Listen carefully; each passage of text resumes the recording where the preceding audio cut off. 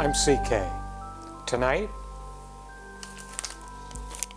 we'll start on a mixer from Transient out of Barcelona. Simple packaging, but feels like there's a good bit of stuff inside. Looking forward to having a nice new mixer in the rack. Hope you enjoy the video. And here's the package. Transient, Barcelona, Spain. The 2M mixer. Paper bag, I like that. Definitely prefer it to plastic. Open this up. Oh, I got this. By the way, I purchased this from Thunk out of the UK, as is my habit. Okay, here's the front panel and the circuit board, or two. Let's see what we've got.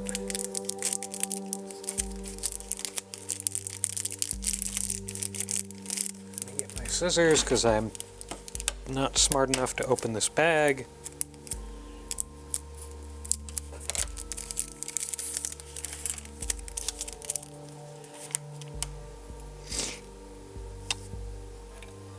Pretty straightforward.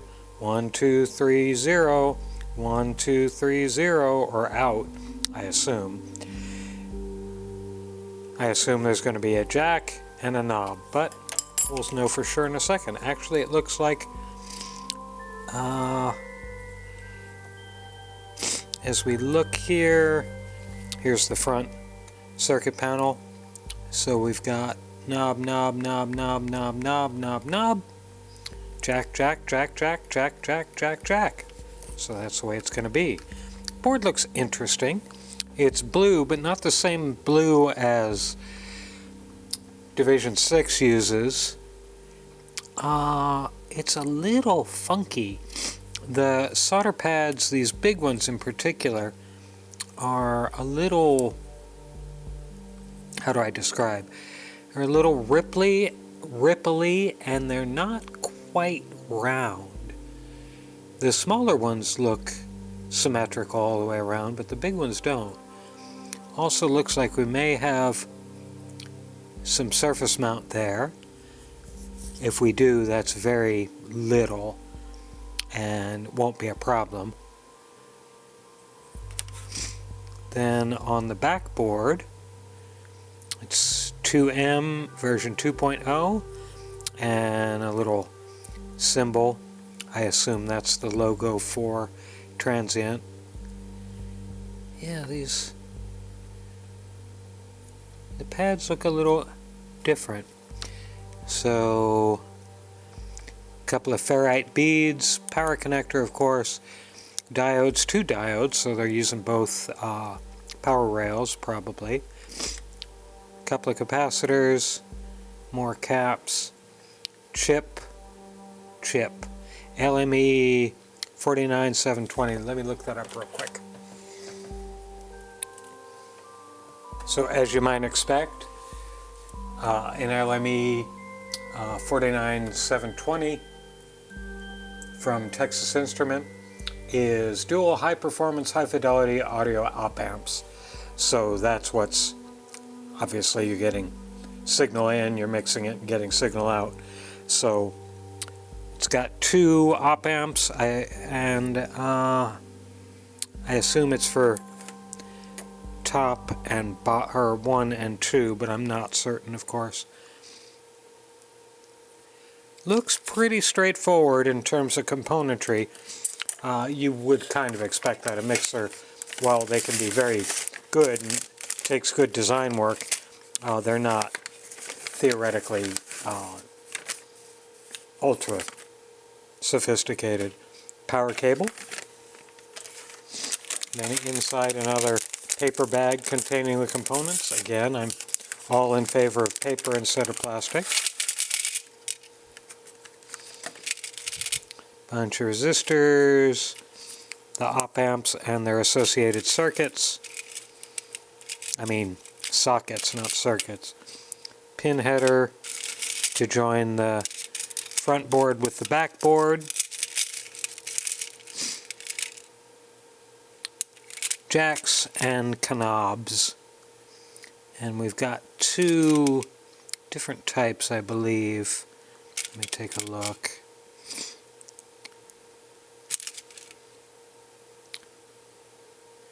We've got A104s and B104s. I believe that's the difference in tapering one's linear, one's log, but I wouldn't swear to which is which. The other thing, and bless their hearts for doing this, the panel nuts for the jacks are already off. Yay! I don't have to go through that excruciating 45 seconds of work taking the panel nuts off. So that's it. It doesn't look very complex. I do want to take a look and see if they've got a build guide for this, to see if there's any particular gotchas, even though, again, the circuitry looks really straightforward. But let me get the soldering iron heated up and take a look for the build guide. And they do have a build guide online, and it's a good one. Granular steps, and each step has a nice picture to go along with it. Now, what we have here on the back of the board, when I looked and said, oh, maybe these are surface mount, these pads are actually jumpers to normalize one side to the other if you want that. There are, let me find it again. There are 3 different kinds of configurations. The first configuration, which I'm probably going to do, which is no normalization. The 2 mixers are independent of each other. The number 2, and I'll read this out loud because it may not be straightforward. When no cable is connected at the output jack of the mixer on the left, its output is summed to the inputs of the mixer on the right. This normalization may be useful to you if you want to mix 6 drum sounds to 1 output. Note that the normalization is made after the output potentiometer, so there's a submix control between the 2 mixers. So, again, to be even more straightforward, in configuration 2, with nothing plugged in to this output, all 6 of these inputs are summed to single output. However, as he says, the output potentiometer still affects these, so you can bias one side a little hotter than the other if you want. Like pseudo hi-hats against bass drums, whatever. And the third configuration is the inputs of the mixer on the left are normalized to the inputs of the mixer on the right. This setting is useful when the mixer is used for obtaining a left-right signal. This way it's possible to patch 3 mono signals and obtain an even-panned left-right signal at the output. It's nice that you have these 3 different configurations. You can make a choice as to how you want to put this together. I'm going to go ahead and, as I said, make it a standard 2-mixer thing. So these 3 inputs will go out this output. These 3 outputs will go out this output to give me 2 mixers in one. So we're not going to use a stand. We're going to use our solder block for this tonight. Let's go back and go in the author's preferred manual, preferred steps. So first we're going to put in 1300K resistors, and as typical for a batch load like this, I'm going to triple speed the cameras, and you can sit back and wait for resistor time to be done.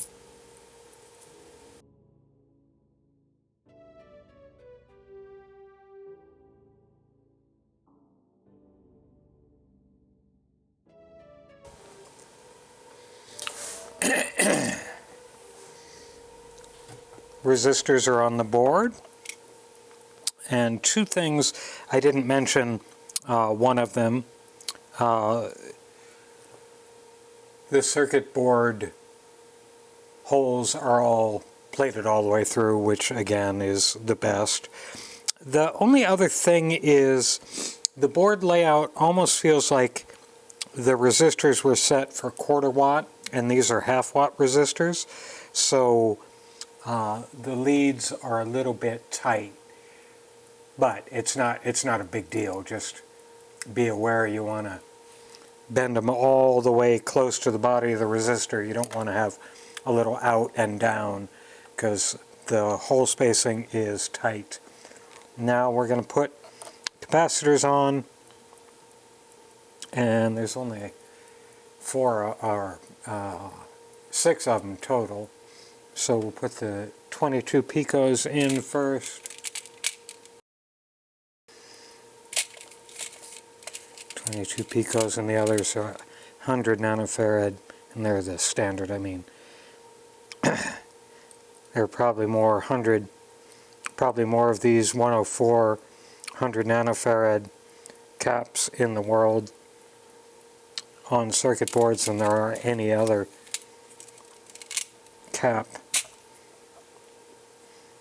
which is why you also want to have a bag of them on your bench stock because they're so handy.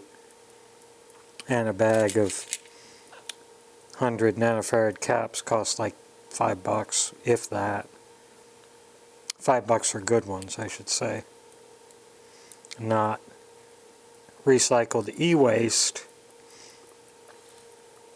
or stuff that fell off the factory conveyor line, end lot runs and things like that. Which is not bad. I mean, those are, if you're really on a budget, getting those are great because they'll probably last. The only thing I wouldn't recommend that for is electrolytics. Electrolytics are a little more sensitive to environmental conditions and use, so try and get good quality electrolytics, not e-waste recycle or seconds, but disc caps are much less finicky. Grab whatever you can for that. Oh, somebody did ask the other day what, oops, I missed a spot. Somebody the other day did ask what kind of, on another video, what kind of solder I use. And for most stuff, for 0.031 and up, I use Kester. I find them very reliable, and I've been using Kester a long time. For surface mount and very tiny stuff, I'll admit I haven't looked too hard, but Kester doesn't seem to make what I want for that. So for tiny stuff and surface mount, I use this MG Chemicals 0.025 solder. Again, very good stuff. Okay, now the ferrite beads. Ah, ferrite beads are already assembled. Now one thing, be careful, because ferrite bead, which acts as an inductor on this circuit on the power influx, can look like diodes. Ferrite beads do not have marking, and they certainly don't have a cathode line. Diodes have markings and have a cathode line. Do not mix them up. If you mix them up, you will be sad.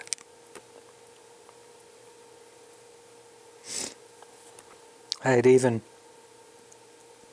saved 2 promising resistor leads to thread through a ferrite bead for this, but he's spoiling me by giving me pre-assembled ferrite beads. I'm going to go put the two diodes on at the same time since they're in the same basic location. Now the diodes and the ferrite beads are different than the resistors. They do. You want to go out and then in with your bend, and I didn't on this one, so I gotta lever it down. But that's okay.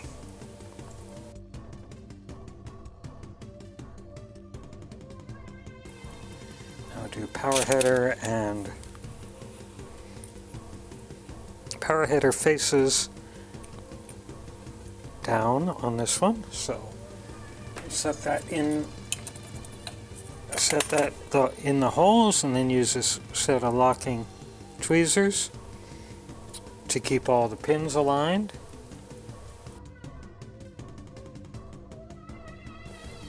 Now we'll do the IC sockets.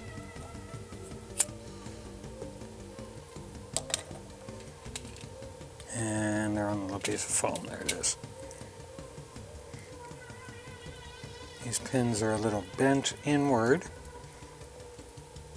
so I'll use the needle nose to straighten them out and make them all parallel.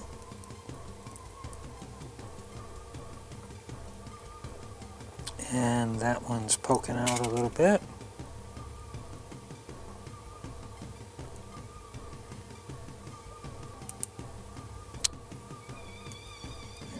They go in, and same thing, use the locking tweezers, even though that's pulling it up from the one side. Let me get another pair.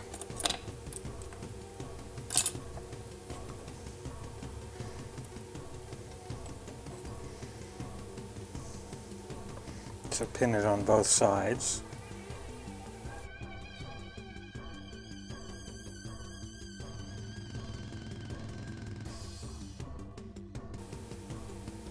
Oh, I'm sorry, I skipped the pin header. I gotta put the pin header on too.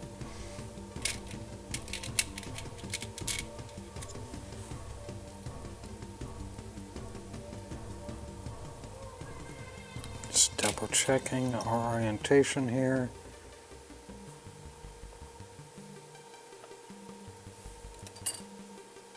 Wow, that pin header's in there tightly. Normally I have to futz around supporting the pin header with my pinky finger or something while I solder it, but in this case the circuit board component holes are tight enough that I don't have to worry about that. That's kind of nice. I mean, not a characteristic you look for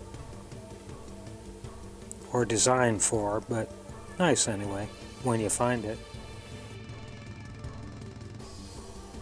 And the main board is soldered all up. Now we can put the op amps in. Checking those pins next. They're not quite parallel. And then we want to bend them in a little bit on the side of the workbench.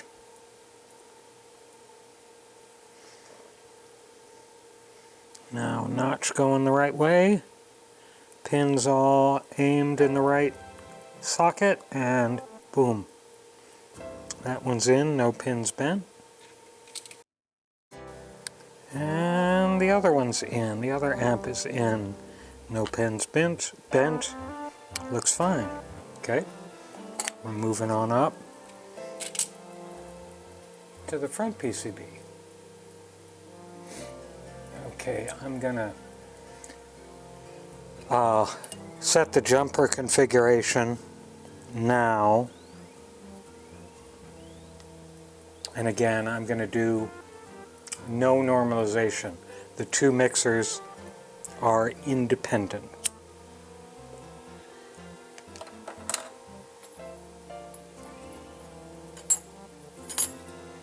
You theoretically could go back and change that later it'd be kind of a pain to do so, because you have to desolder the pads and resolder them. The circuit board, as I said, resists solder pretty well, which makes setting these jumpers a little bit finicky. And I think, just making sure I'm not bridging too far, because we don't want to go to Market Garden this time. If anybody gets that reference, please leave a comment to say, haha, I figured out what you were talking about. Okay, they all look good, however, because paranoia has served me well throughout my life. I'm gonna use my meter and make sure there is absolutely no bridging from where I want to this pad I don't want bridge to.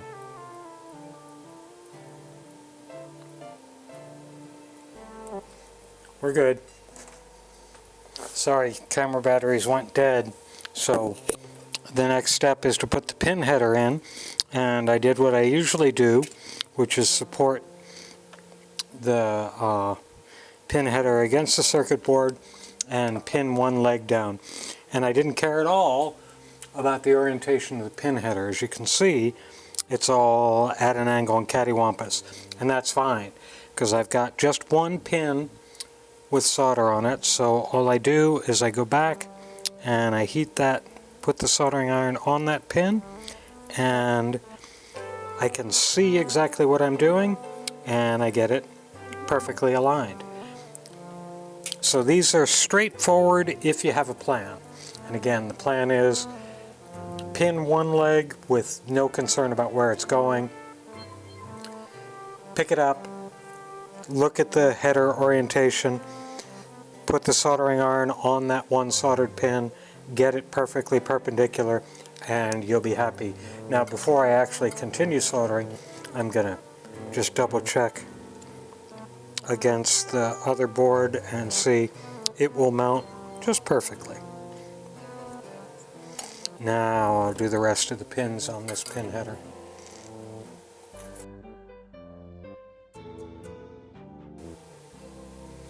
Okay, next we're going to put all the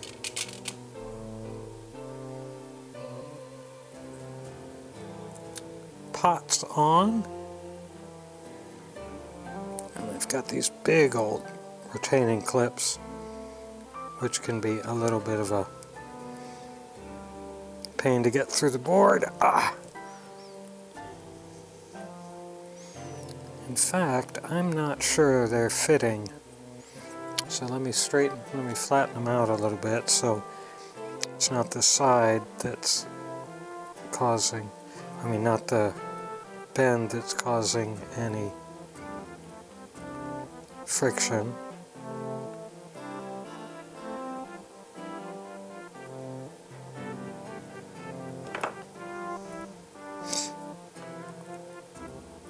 Oh no, they go through just fine. It's just you want to take the, if you look at these on the leg, they splay out a little bit to give you added security before you solder them in place. That's a little bit too much, so you want to flatten that bend a little bit, as much as you're comfortable with, so you're not fighting against the board so much. Oops, and you want to put them in right side up too.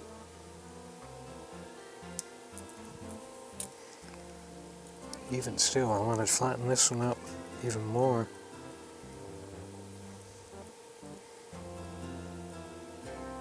Again, I'm just a little, the board manufacturer, and I know that's often out of the kit creator's hands, what they're going to do. I don't really like the hole templates they used for these components.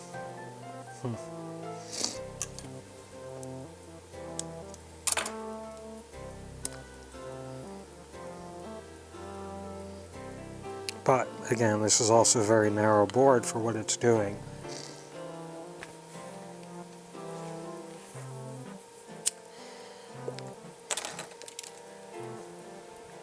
And of course, as usual, we're not going to solder these right now. We're just putting them in place prior to putting the front panel on,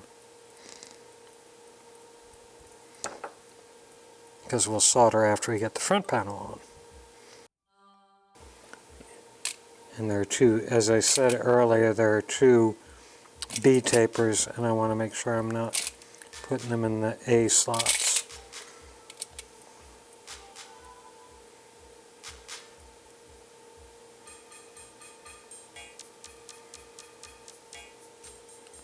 And the board is clearly marked.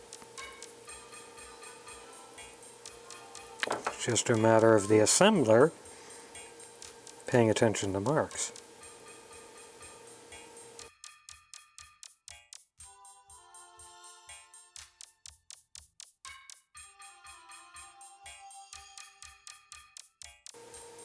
Next, we're putting the spacer in. And there are two spacers, and he says you want this slightly larger one. Well, it's more than slightly larger, so it's easy to tell. It goes between these two jack positions. I hope this screw doesn't interfere with the jacks, but you never know. So let me double check, see how this will go. So that spacer will go through to that hole. So that is the right way to put it together.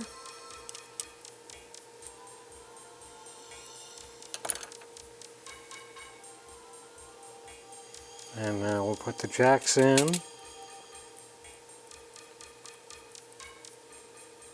And now we'll see if the screw head interferes. It does not. There's plenty of space. Thank you very much.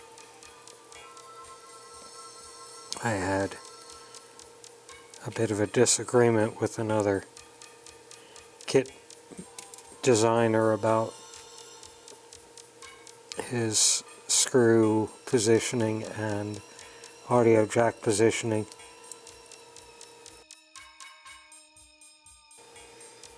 Okay, there's all those components.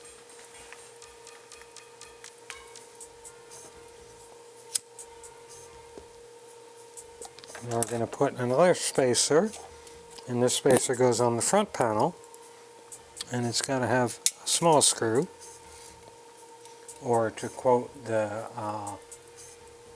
build instructions, use the hexagonal M2 screw, which is this with the little hex head in it, parentheses, the one which is slightly tiny, and yes, it is slightly tiny. So we're going to put that through the front panel, and we're going to take the spacer and run it down there. We're not going to make it too tight. Okay, now we drop the front panel on, and we get all our potentiometers aligned first, because they're the tallest, obviously. There we go. Then we get the jacks captured, and everything's captured. Now we can put the other screw in here, even though it's, there it is, and connect the front panel to the front PCB prior to soldering, which is actually kind of nice, because we can lock everything in place and then solder stuff down. So that's snug, and everything is snug and flat, and just flex the board and the front panel a little, make sure there's no sloppiness. Now he says to put the jack nuts on.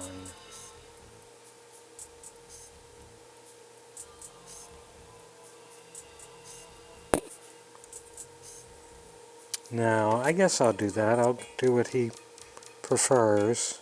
Oops.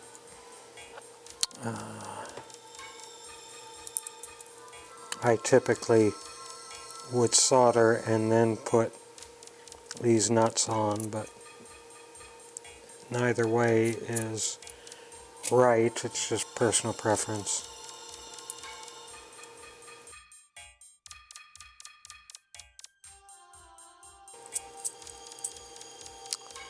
Now, for aesthetic reasons, he asks that you center the jacks on the bottom two, the output positions, because there's a black ring silk screened on the front panel. You can worry about that or not. And now we're ready to solder the back. So I'll go back into fast motion while I solder all these connections.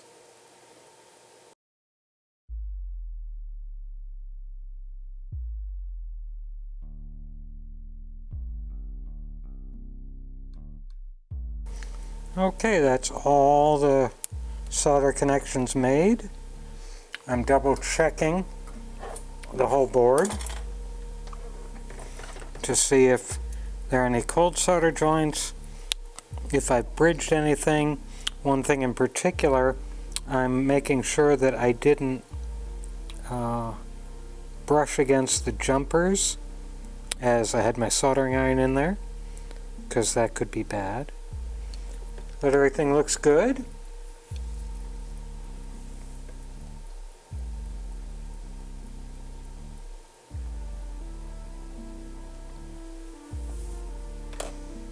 And now we're going to mate the front panel with the back, making sure we've got it correctly positioned, of course.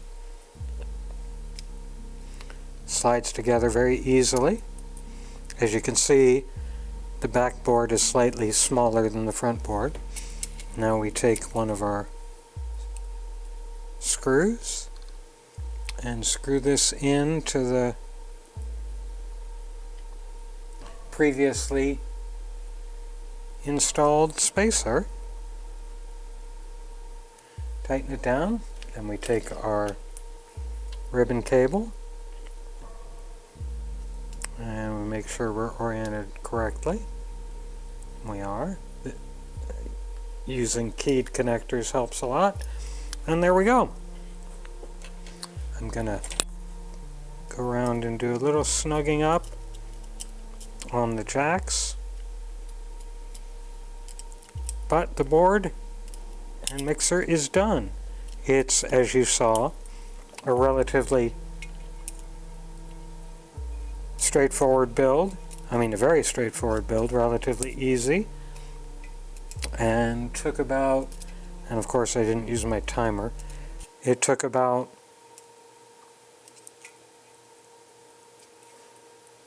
half hour, 40 minutes to put together, which is not bad. Now we're going to put it in the rack and see how it works. And now we'll give it a go. So, a Division 6 sequencer going into a Befaco ADSR, which is feeding Patching Panda Punch VCA, and that tone is being generated by the ADAC Systems oscillator. Now, just because I didn't have anything particular here to mix, I said, okay, I'm feeding the envelope from the punch into the control velocity, control voltage of the Duskworks oscillator, and that's going out. So that's just going to be making a repeated sound. It sounds kind of goofy. But this is a relatively straightforward thing. I mean, a mixer does one thing. It combines input signals into one output signal. So we'll just see how that works. So here's the DuskWorks VCO.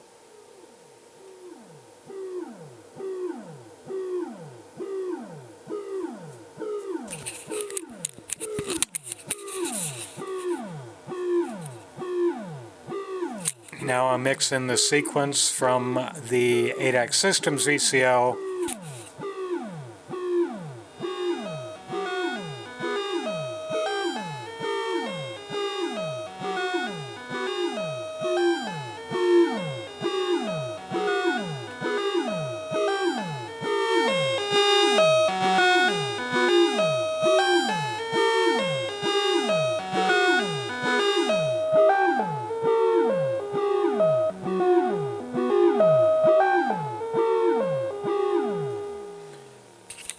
So again, it's pretty straightforward, and it works fine. The only, and I'm nitpicking here, but the only potential thing I don't like is the distance between this pot and this pot is really tight. So if you're turning, your fingernail is going to be brushing against that. Just a suggestion might be to offset them. So this pot is here, this pot is here, this pot's here. Stagger them back and forth a little bit. You don't have a lot of room for that. And there goes my water heater. You don't have a lot of room for that, but it might be an interesting thing to do. So that's it. It's a nice little mixer. It's a quick kit, and I think very appropriate as a first or second module that you might think about building. Hope you enjoyed the video. Looking forward to the next one.